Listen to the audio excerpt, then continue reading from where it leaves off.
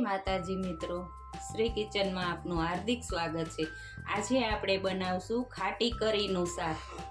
તો આ વધારે એકદમ ખાટી છાશ લઈ લીધી છે, પછી આદુ લસણ મરચાંની પેસ્ટ લીધી છે, વઘાર માટે લીમડો, આ કઢી માટે લીધો છે લોટ, આ કરી બનાવવા લોટ લીધો, રેગ્યુલર મસાલા, સ્વાદ પ્રમાણે મીઠું। હવે આપણે બનાવીને દેખાડશું। પહેલાં તો હવે આપણે આ કઢી બનાવશું। તો લોટ જોતા પ્રમાણમાં નાખવાનો, હાથથી ને કડોવી લેવાનો।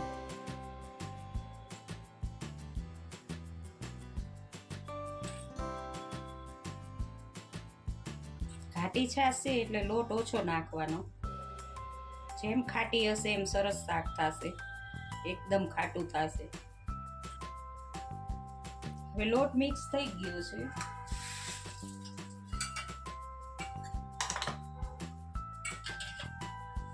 હવે આદુ લસણ ને મરચાં એને મેં કૂટીને લઈ લીધા ખાયણી દસ્તામાં। અડધી ચમચી હળદર લેવાની,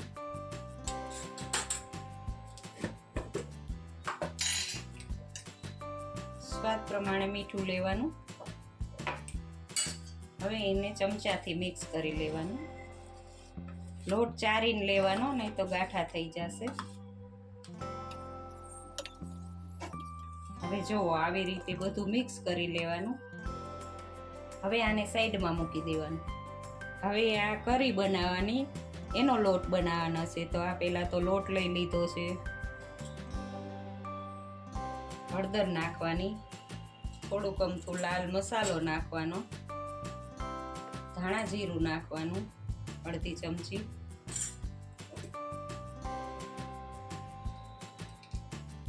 સ્વાદ પ્રમાણે મીઠું નાખવાનું। તેલ નથી નાખવાનું, તેલ નાખશો તો કરી છૂટી પડી જશે। આમાં તમે અજમાઈ નાખી શકો, ભાવે તો નાખવાના। હવે એને મિક્સ કરી લેવાનું।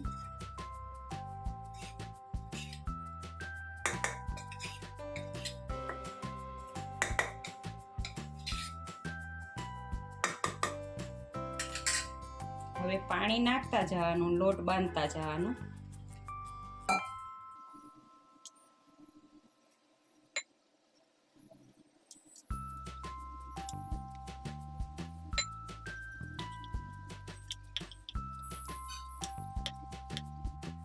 આવો ઢીલો રાખવાનો, બહુ કડક નથી રાખવાનો। જો હવે 2 પાવરા તેલ લઈ લીધું છે, તેમાં 6-7 દાણા મેથીના નાખવાના છે। મેથી સારી રીતે ફૂટી જાય પછી રાઈ ને જીરું નાખવાનું, અડધી ચમચી રાઈ નાખવાની, અડધી ચમચી જીરું નાખવાનું, ગેસ ધીમો કરી દેવાનો, હિંગ વધારે પ્રમાણમાં નાખવાની, પોણી ચમચી હિંગ નાખવાની, મીઠો લીમડો નાખવાનો। હવે એનો આ કઢી છે એનો વઘાર કરવાનો।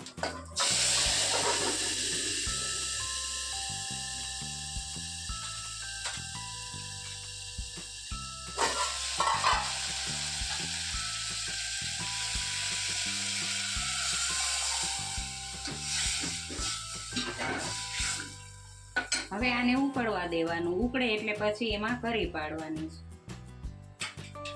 જો હવે આપણી આ કઢી ઉકળી ગઈ છે, એમાં કરી પાડવાની। હવે ગેસ ધીમો કરી દેવાનો। આ ઝારાને તેલ લગાડીને લઈ લીધું છે। હવે જે આપણે બનાવ્યું હતું ચણાના લોટનો, એની કરી પાડવાની આવી રીતે।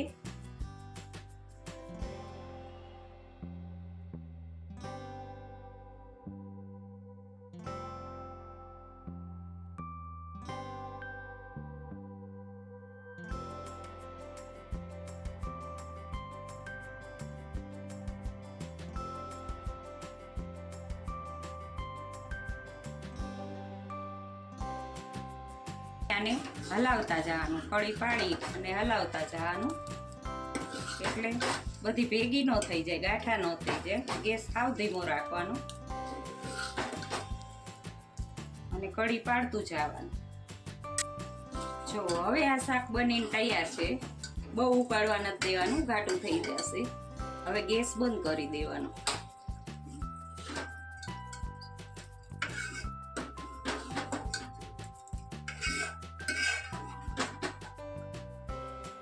હવે આ ખાવા ટાણે તમે કકડાવેલો મસાલા સાથે કે ઘી નાખીને ખાવ તો ખાઈ શકાય. જો તમને આ મારો વિડીયો ગમ્યો હોય તો લાઈક, શેર ને સબસ્ક્રાઇબ કરવાનું ભૂલતા નહીં.